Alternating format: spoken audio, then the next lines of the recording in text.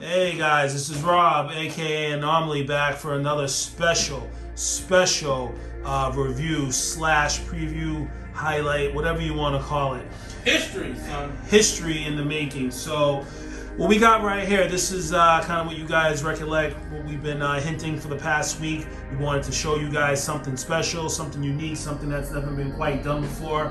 As you can see, if you don't know what you're looking at, this is a concept called Badass Jason Voorhees concept. As you can see with this piece, there is a lot going on. This is a vision from One's Customs and his talented oldest daughter and his beautiful wife. They all kind of came together and threw ideas together over a period of over a year or more. And this is the end result, what you're seeing right here. So what I'm going to try to do, to the best of my ability, is to go into all the details of what we got going on right here, because there is just so much to talk about with this piece. And I can tell you guys just right off the bat, grab some popcorn. If you got ADHD, take those meds, do what you got to do. You guys definitely going to want to stay tuned. I got my boy from the Stress Labs. What up? Yo, what's going on? Got my boy from the Stress Labs just to assist with the details, because again, there's so much to cover. I can easily say without a doubt that this is probably the most impressive figure I've ever seen in hand from One's Customs. I would say a close runner-up is probably the combo part 6, part 7. Easily, man. Easily. Shout out again to One's on that. You ever done. Absolutely, from a concept. So so let's talk a little bit first before we get into the review about the concepts aspect. A lot of people may not understand how this process evolved. Originally, One's started doing concepts probably as early as 5 years ago. Every once in a while you put something together and he would offer it, and then over time, as his ideas and his skill sets evolved, I personally started noticing that the work and the quality and just the ideas, you were seeing a lot more expressed in his concept work. Now, don't get me wrong, you saw a lot of his talent and his creative direction in his standard pieces, but just think about it logically. If you're an artist and you have the liberty to make anything you want versus being held to a standard, obviously you're probably going to have a lot more fun just kind of doing what you want to do. So that's what these concept pieces represent, and that's why it's so amazing and an honor to review these things, because you're really seeing what the artist really has in their mind, in their heart, what they want to do, and they really get to have a lot of fun because they're not held against any liberty. So without further ado, we're going to go into some details and let's get going. All right, guys, so I won't lie, this is probably the most overwhelming review by far that I've ever done. So I'm going to try my best to go into what we got. So we're going to start right off first with the COA here, guys, and sorry for the lighting, guys. As you can see, this is a full-fledged COA. This is kind of like a graphic novel series that one wants to do. So this is kind of like that introductory. Just a quick mock-up. Yeah, just a quick markup. Nothing really crazy, not professionally printed. Just to give you an idea of where the direction of this is going and what is to come. So that is basically serving as a COA for now. And we're just going to go over quickly over a few of the weapons. These are all fully custom weapons. This whole project is entirely fully custom, by the way. Nothing is sourced. Everything is custom. Probably besides the boots, but I like those realistic boots with the laces. So what is this weapon called again? That's the brush up. Yep. So this is the brush up again. Modified from part 7. Yeah. Modified from part 7. So that is amazing. It's all wood. And even got focus here. So as you guys can see, we got a little bit of the string going right here. It's all wood, brush up, modified from part 7. Pretty epic. So here we got right here, we got the crookery knife. Again, full custom, weathered, grimed up to perfection, and really nice. So we got that. Then we have this other knife, kind of like almost like a hobo style knife. Again, all wood, solid wood handle, bloodied up to perfection. Very, very nice knife. Then we got like this hook apparatus, wood, rust, kind of like a rust effect, bloodied out. Again, very, very awesome, very, very cool. So again, we got this epic axe right here, all wood, not plastic, weathered and bloodied action.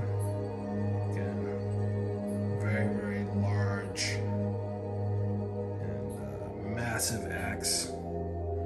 Again, sorry for the focus, guys. But there we go. All right, and something else we got here is I'll try to zoom in on it. Got like this hide. I guess it's like for an alternative look, essentially. You guys can kind of see what this is. You can put it over. I'll show you guys in a little bit how this looks on the figure. But it's textured, it's weathered, it's very detailed, and it is just, you know, an alternative look, man. Whatever you want. So that's that. And then lastly, we have the mask. This is the full mask. I like this mask a lot. You definitely gotta have a full hockey mask look for the figure. Absolutely. So this is what we got, guys. It's pretty awesome. Got the brown straps and weathered very nicely. So that covers, again, another look at this. And so let's take a look on the table, what we got here. And this is what we got for all the weapons and accessories, guys, as you guys can see. As you guys can see here, we got a zombie that doesn't look like he's having too good of a day. This is his torso. As you guys can see, he was kind of sliced up by my boy Jason here. So with this version of Jason, he's kind of like an anti-hero. This is a post-apocalyptic, kind of like Jason Voorhees meshes with Walking Dead. So Jason's not looking to really save people, but at the same time, you happen to be, you know, in the right place at the right time, and he just happens to slash somebody up. Then you're good. I really like these. This is essentially another figure. Essentially, it's not even an accessory. It's essentially another figure. I mean, as you guys can see, we got some amazing sculpting, paint, hair application. We'll see the zombie from various angles shortly. I love the paint app. I love all the details. You got the grass on the dial. Again, this dial is fully sculpted with resin water, artificial grass. Everything just looks so organic and looks the part. And right here we have the other half of the zombie. Again, torso split in half. You know, you can see all those details. It's just really, really cool looking, guys. I like kind of like, again, that rotted look that we have going on here. It's just so cool. And again, we'll see everything at all these angles. It's just a lot going on here. So let's go to the, well, before we even start the figure, let's go to this dial that we have here. Hope you guys can see all these details clearly. It's really, really awesome. So I just want to quickly take another look at this half torso, guys. Give you guys, you know, more in-depth perspective here. Again, you got an exposure point right here. Here's another look at the torso. Oof. See what he had for lunch yesterday. This is just so awesome, and creating that epic presentation that you guys saw at the beginning. Kind of reminds me of the Walking Dead Michonne with those zombies that she had. And again, I'm going to show you guys another up close of the zombie up close. And again, he has, look at that under torso, guys. He has like guts, and there's a slot in here that you could put a weapon in, which I'm not exactly sure where it's at, but one said it's there. Again, this is another look of the spine. This is, you can see the back. This is just absolutely amazing work, and yeah, I really like it. I'm digging it. So let's take a look at the figure again from the side angle. Again, I just moved the zombies right quick so you guys can kind of see what we got going on here. And we're gonna start from the bottom. The only thing on this piece that is probably sourced, well actually it is sourced, not probably, is the boots. You guys know I'm a big fan of the real boots with the laces. Sculpted boots are awesome too, but I think it's application specific. In other words, like in some applications it's better for sculpted and some real. When one's pieces, I like the real boots because one's pieces tend to look very organic and lifelike, and the real boots just complement it. And again, this is a fully sculpted body underneath, heavy sculpting at a very high level, with tailoring by one's wife done at a very exceptional level. I absolutely love how the pants drape over the boots and how everything sits. Perfect thickness. Everything contours to the body and the sculpting very nicely. And one thing that's very impressive, very impressive, is is how this leg brace here, if you guys see, if I can get some focus going on it, if you guys can see how this leg brace was implemented. It's a fully functional leg brace that moves, and it's custom. One's made this and it absolutely looks the part. Again, we'll see it more at angles. And then we have right here an exposed kneecap, some flesh hanging over, sculpted flesh. I'm gonna move up the figure. Again, another weapon here, got the machete. Then you notice on his hands he has all types of wrappings, like bandages to cover up the wounds and everything. Very detailed, and again you see just all these examples of the sculpting that was done on this body. I don't know how well it's coming out through the camera, but the paint app is absolutely phenomenal. The texturing, it looks extremely lifelike. I like this paint direction. FYI, you're going to be seeing some of these elements in the new Part 7s. Like some of this sculpting and paint direction. I like it because it's like a very rotted look to it. Just very organic. Again, custom shirt, tattered, weathered. Jason has, again, been out in a post-apocalyptic world. He's been out in the wilderness, and that's exactly how he looks. There's some additional details here, like his mother's head in the sack, which I know at this angle, guys, it's hard to make out, but we're gonna show that in some more angles as well. And let's take a look at this mask and this head sculpt. One of my favorite sculpts of all time that Once has done. This is the alternate mask, or main mask, I would say. Kind of has that nice Hannibal Lecter look to it. And Jesus Christ, look at that. The face only a mother could love. Get some zoom in on that.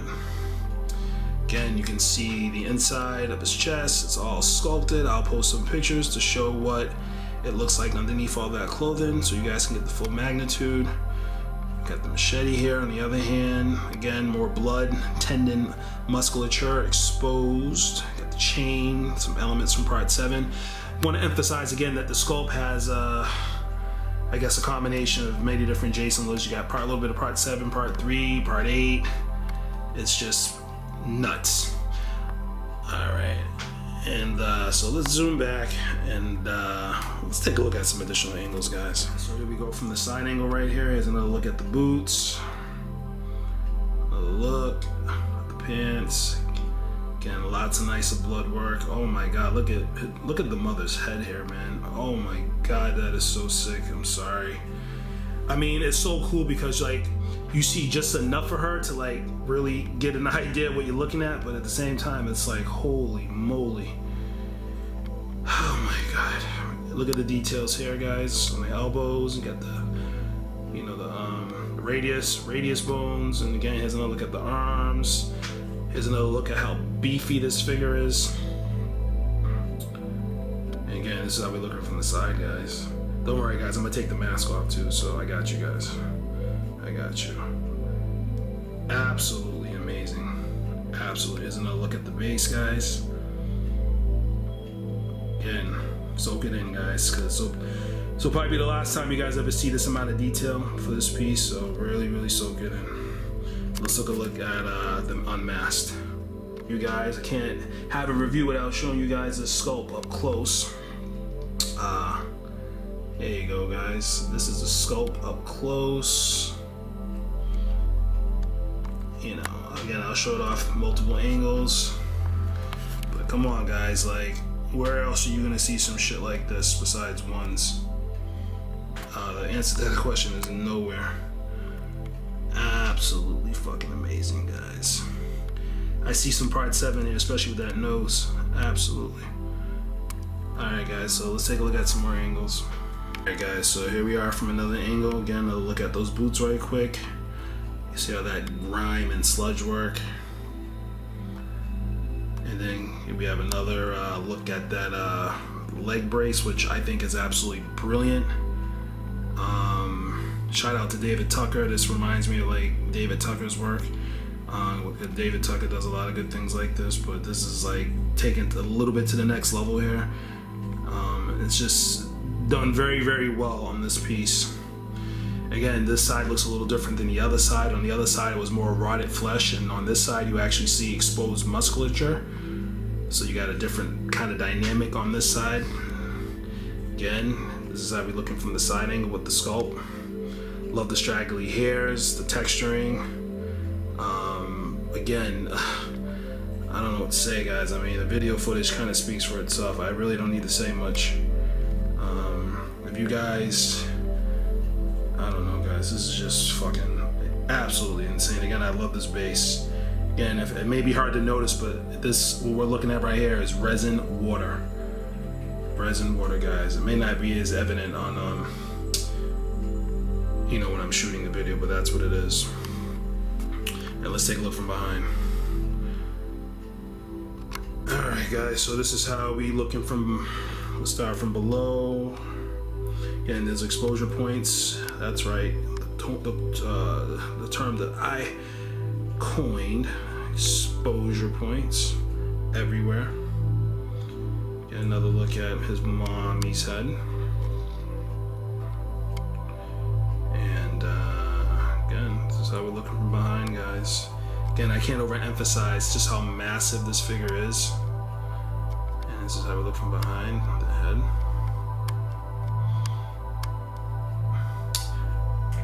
Let's step back. I'm going to show you guys a few other things and then wrap this up. This sign done by Distress Labs, painted by One's Customs.